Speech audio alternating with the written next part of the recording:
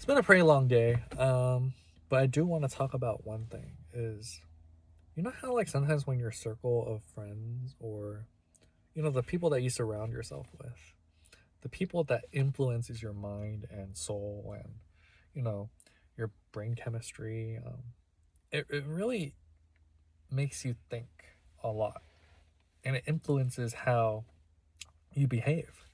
So psychologically, I think that when you surround yourself with good people, maybe you'll be good. The environment plays a factor to how you behave with your peers and et cetera, et cetera. And when you surround yourself with bad people, I feel that, maybe you'll adopt their ways of living. It really depends, right? But you will be influenced and you will be intrigued to, try a lot of the things that they do. And when you convince yourself that those things do happen to you, I feel that most of the time it does influence the way you behave when you're reacting to certain situations. And when you react to certain situations, it is a good thing that you are the way you are based off of how those take part. And essentially, if they were to happen and if they weren't to happen, it influences your state of mind and how you will react in the future. So the past version of you obviously would have done the same thing the past version of you would have done. Because you can't be like, oh, if I went back to, 13-year-old me, I would have done something different. You can't. Because those influences at that current state of time would have been the same decision that you would have made if you were to be in that same situation. So I'm not trying to say that there's no multiverse or, oh, what if I made this? I'm still saying that you do have a state of mind of choosing and having free will. I'm not saying that, oh, because I made decision X wouldn't happen. I really don't believe in what ifs. So circling back, what I'm trying to say is your peers and the people that you do, let's say, work with or go to school with, whatever, they are who you are. It's kind of the saying where um you are what you eat or something. Because your diet actually influences how you are, your cells made up your body or whatever. And obviously, let's say if you have the sun shining on you freaking 24 hours of the time, let's say theoretically 24 hours of the sun, but let's say in a different world, it does shine like, for a collective 24 hours in a week or something. I don't fucking know. But anyway, what I'm trying to say is that amount of exposure to the radiation from the sun, it will fuck you up. Same as, let's say, the devil whispering into your ear 24/7 and your thoughts ruining your reaction towards something and it fucks you over and you lose your job or whatever. You know, it all has something to do with your character, right? So when you understand that, you have to realize that it's not a bad thing to think about, right? I'm not saying, oh, you should cut off this person or whatever.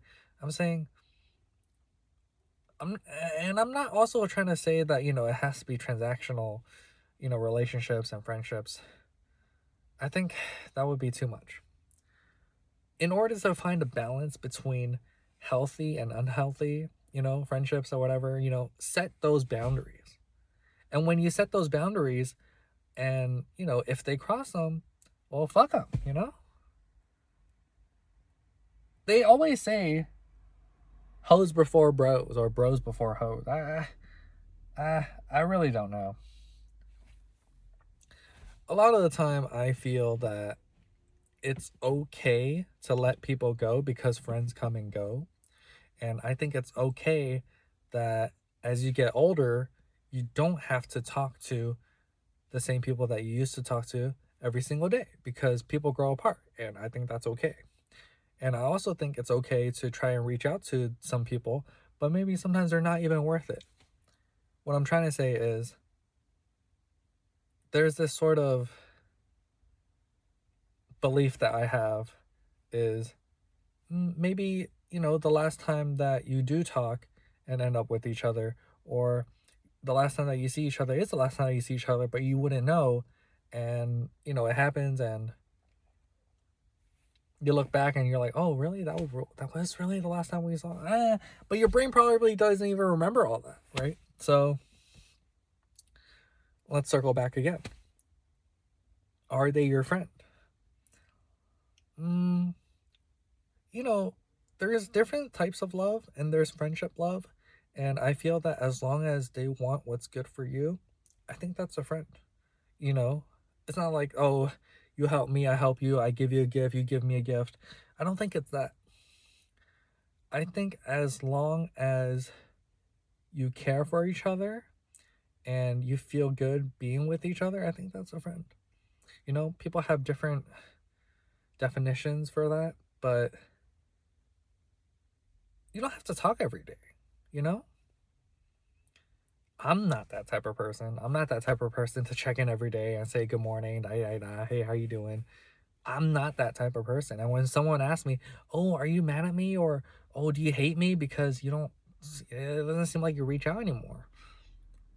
Maybe I grew up, living like, "Oh my god," like I need to talk to them. Oh, I need to check up on them.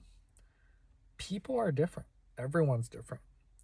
So when someone does want to be my friend, and it's not like I have trust issues. It's more like I don't believe in myself in establishing healthy boundaries, but I think it gives me more expectations of how to behave when I am establishing and putting myself out there to make new friends.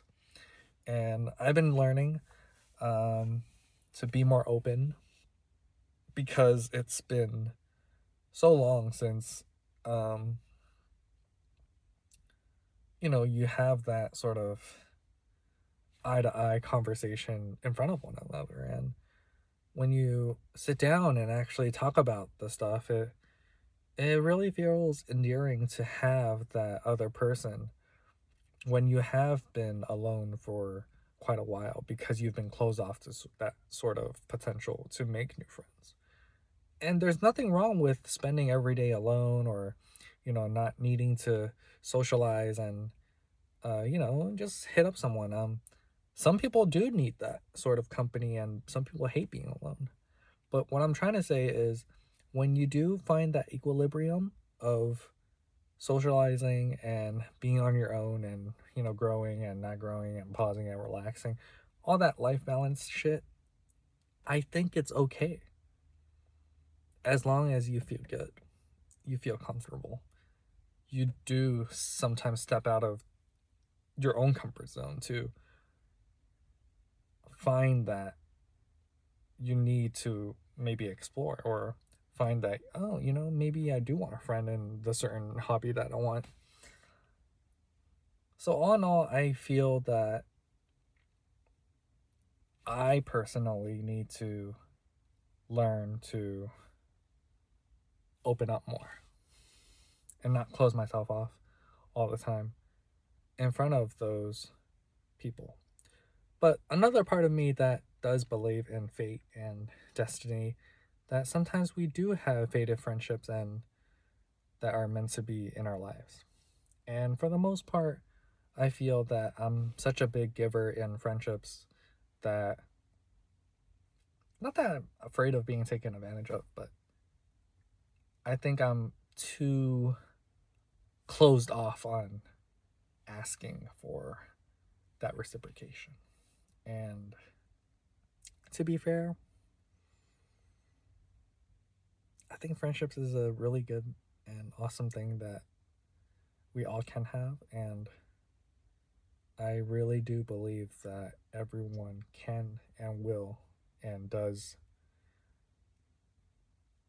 need a friend in their life.